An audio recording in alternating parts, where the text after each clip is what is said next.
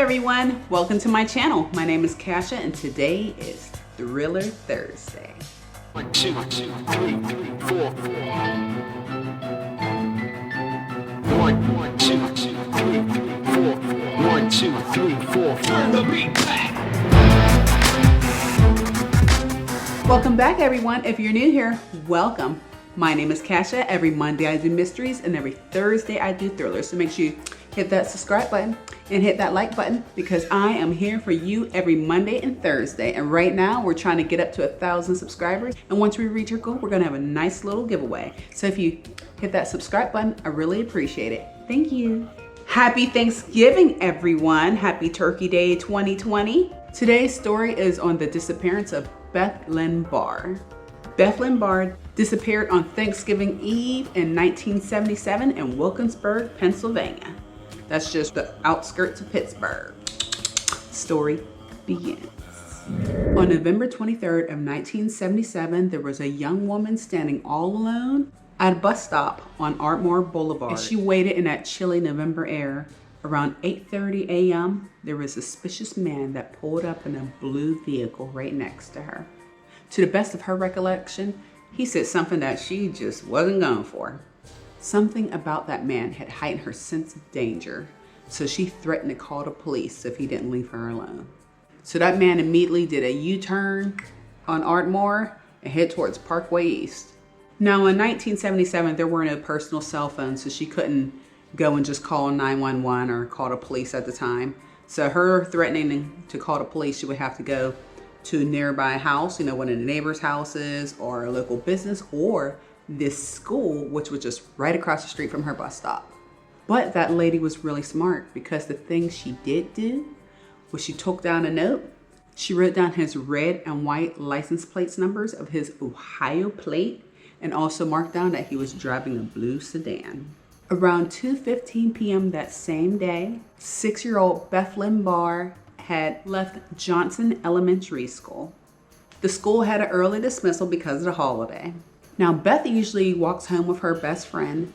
However, her best friend was picked up by her mother. So Beth had to walk the 2/5 of a mile walk to her home all by herself that day. Beth hit up Ardmore Boulevard, past the bus stop where the woman was harassed hours earlier. She turned left on Marlboro Avenue and then immediately a right on Traymore Avenue. There, according to eyewitnesses, a man in a blue sedan was seen carrying a school-age girl that matched the description of Beth into his vehicle. And get this, it even had the red and white license plate numbers, the Ohio plates. That was the last time that anyone has seen Beth. Now I'm wondering why that block watch lady or whomever seen this didn't call police then or didn't make any phone calls. But let's see how the story turns out. Beth's father, Charles, was a Wilkinsburg policeman. The police force sprang into action when Beth did not return home. That evening, the Wilkinsburg police officers went knocking on everyone's door around, surrounding the area and the school, asking questions, and they knocked on a lady's door who was at that bus stop. Now, the lady who was at the bus stop, she wanted her identity to be kept secret, so that's why I was just referring to her as the woman at the bus stop. Just letting you all know, or else I would have said her name. The lady had told the police about the incident that happened earlier to her at the bus stop. She gave the police the information of the license plate numbers and the description of the man that she had seen. Her description of the man pretty much described the same as the witness that seen the man carrying the little girl to his car earlier. Police thought that they had found the car that was involved at Conley's Motor Inn, which is today Home Depot. The vehicle had belonged to a car rental agency, which was based out of a motel. And according to their records, it was not signed out those days where Beth went missing. Police from Wilkins and other local police departments helped comb the woods behind Conley's, which yielded no clues. Neither did the search of homes in Wilkinsburg or the woods near them. On December 10, 1977, there seemed to be a break in the case. Thank God. Police arrested a McCandless Township salesman in connection with the kidnapping, but the charges were soon dropped. when he established an alibi that he had been in Johnstown that same day.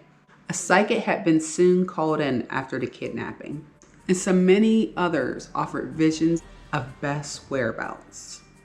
They said they seen grave markers and water. In March 1979, Joseph Leonard of Monroeville stumbled upon a partially exposed skeleton as he walked in the woods with his dog just off of Johnston Road in Monroeville. Across from part of the Wrestling Memorial Cemetery, grave markers. Where the duck pond was located, I think I see water. I think the psychics knew something, a little something. There was no doubt that it was Beth. Though brush, dirt, and leaves covered her skeleton, Beth remained dressed in the red pantsuit that she wore that very day. The sad news was delivered to her parents and her brother at their Princeton Boulevard home just 16 months after her disappearance. The mounded grave appeared more piled than shoveled. According to the crime lab, bodies sometimes surface following freeze-thaw conditions. An autopsy revealed that Beth had been stabbed several times. in the chest. The condition of the skeleton was consistent from the time that Beth disappeared, meaning she's been there that whole time. Now, the day that Beth was abducted, there were 3 different newspapers carrying a story of the 1-year anniversary of the strangulation murder of Barbara Lewis of Penn Hills. Her body was found in a trash bin in the Blackridge Civic Association parking lot.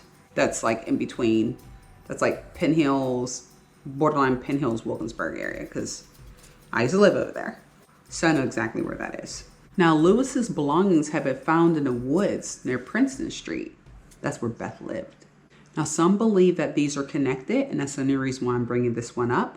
And Lewis, too, had been waiting at the bus stop on Long Road the very morning that she was kidnapped, on November 19th of 1976. In fact, there had been some speculation that Lewis was one of the last in a string of serial murders that happened in western Pennsylvania between 1976 and 1977. These are still cold cases, and police are waiting for someone to come forward with more information. That concludes the story of Beth Lynn Barr. I hope that some light shines on this case. Better late than never. I hope you all have a amazing Thanksgiving. Enjoy your turkey. Kiss your loved ones, keep them close, and have a blessed day. I'll see you all next time.